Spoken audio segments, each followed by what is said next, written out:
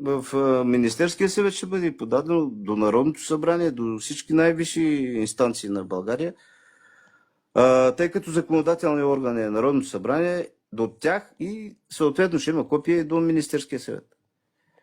И естествено, трето копие до комисията, която е по малцинствата към Министерския съвет. Тя, между другото, има много висок статут.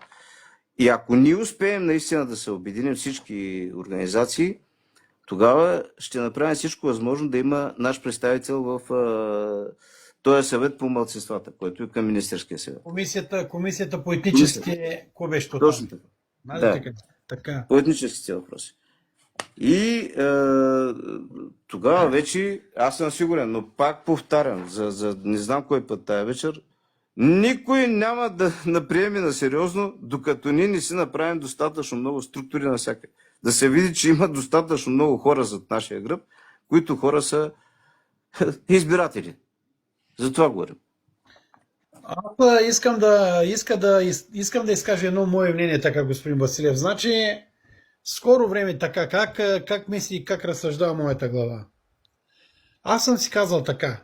Нали, общо взето те са 7 или 8 организации, така, броят са на двете ръце, са броят колко сдружения има от нашата етническа група, така да го кажа. Аз съм си казал така. Ако нашата общност, нашите властя, нашите родари се умеят и почнат да членуват в тия организации, и когато един ден стане това обединение,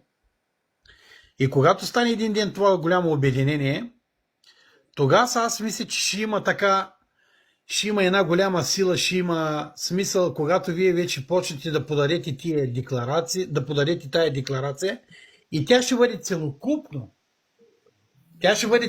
Защото тогава тия организации, които представляват или вече са в обединението на конфедерацията, и когато вие направите този голям документ и го представите пред Министерски съвет, то тогава ще има голяма сила в този документ. Защо го казвам аз? Защото когато в това обединение тия сдружения имат хора, членове, и когато вие направите този нужен документ и вървите вече по стълбицата нагоре, то тогава